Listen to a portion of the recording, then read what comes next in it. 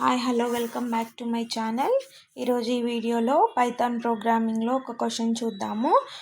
What will be the output of the following Python code ఉంది ఇక్కడ దాకా ఉంది. కింద కొన్ని ఆప్షన్స్ ఇచ్చారు. దీని రిజల్ట్ ఏ విధంగా వస్తుందని చెప్పేసి మనకు అడిగాడు అనమాట. సో మనం ఫస్ట్ ఇంటర్ప్రెటర్ ఏ విధంగా దీన్ని చేస్తుందో నార్మల్గా ఇక్కడ ఎక్స్ప్లెయిన్ చేస్తాను.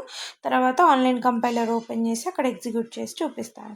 సో ఫస్ట్ ఇక్కడ ఫంక్షన్స్ ఉన్నాయి కాబట్టి వీటి జోలికి అసలు వెళ్ళదు. ఫస్ట్ స్టార్టింగ్ ఇంటర్ప్రెటర్ వీటిని కాల్ చేసినప్పుడు మాత్రమే ఆ ఫంక్షన్ లోపలికి వెళ్తుంది. సో డైరెక్ట్గా ఇక్కడ నుంచి ఎగ్జిక్యూట్ అవ్వడం స్టార్ట్ అవుతుంది. Closure is equal to outer function of 5 ఇక్కడ కాల్ చేస్తున్నాం. ఇక్కడ ఒక అవుటర్ ఫంక్షన్ అని ఇచ్చాము. ఆ అవుటర్ ఫంక్షన్ ఇక్కడ కాల్ చేస్తున్నాం. కాల్ చేసిన దాన్ని ఒక వేరియబుల్లోకి స్టోర్ చేసుకున్నాం. అంటే ఫస్ట్ ఒక మెమరీ స్పేస్ మనకి క్లోజర్ అనే నేమ్తో సేవ్ అయిపోయి మెమరీ లొకేట్ అయిపోయి ఉంటుంది. ఆ లొకేట్ అయిపోయిన దీన్ని మనం కాల్ చేసాం కదా, డైరెక్ట్గా ఇక్కడ నుంచి ఇక్కడికి వస్తుంది. కాల్ చేసినాక మళ్ళీ ఇక్కడ ఇన్నర్ ఫంక్షన్లోకి వెళ్ళదు.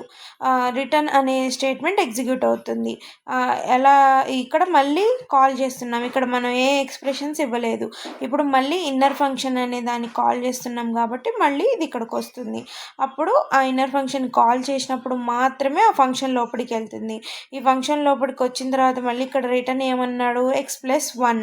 ఇక్కడ x అని తీసుకున్నారు, కానీ మనం ఇక్కడ కాల్ చేసేటప్పుడు ఇక్కడ 5 అనే దాన్ని ఇచ్చాం కాబట్టి ఈ xలోకి 5 అనే వస్తుంది.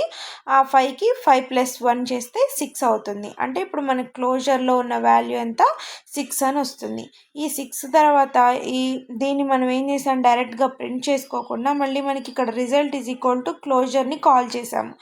ఇక్కడ వచ్చిన వేరియబుల్లో ఉన్న వాల్యూని మళ్ళీ కాల్ చేసాం. అంటే 6 అని చెప్పి ఇలా వస్తుందన్నమాట. ఇలాంటి మెథడ్ మనకి పైన ఎక్కడ మనం డిక్లేర్ చేయలేదు కాబట్టి ఇది డైరెక్ట్గా ఇక్కడతో ఆగిపోయి ఒక ఎర్రర్ అనేది రైజ్ అవుతుంది. సో మన ఆన్సర్ ఏమవుతుంది, ఈ కోడ్కి ఆన్సర్ డి అవుతుంది. అదే మనం ఈ రిజల్ట్ అనే దాన్ని క్లోజ్ చేసి దీన్ని పెట్టకుండా ఈ రిజల్ట్ ప్లేస్లో క్లోజర్ అని ఇచ్చామనుకో, డైరెక్ట్గా మనకు వచ్చిన వాల్యూ ఎగ్జిక్యూట్ అయిపోతుంది. ఇప్పుడు దీన్ని మనం ప్రాక్టికల్గా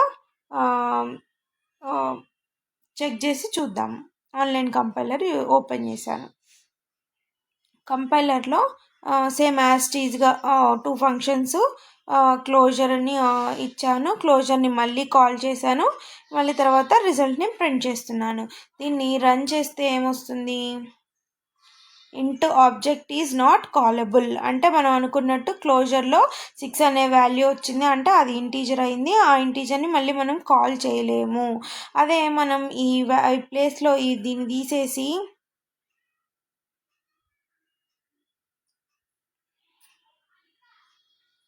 తీసేసి ఈ ప్లేస్లో మనం క్లోజర్ అని ఇచ్చామనుకోండి,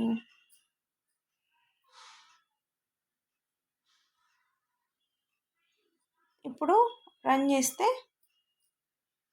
డైరెక్ట్గా ఎగ్జిక్యూట్ అయింది. 6 అనేది ఎగ్జిక్యూట్ అయింది. అదే మనం ఇక్కడ 10 అని ఇచ్చామనుకోండి 11 వస్తుంది.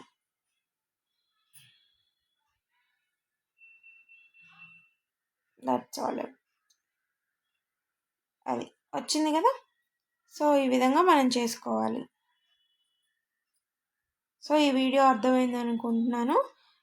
ఇలాంటి మరిన్ని వీడియోల కోసం నా ఛానల్ని సబ్స్క్రైబ్ చేసుకోండి.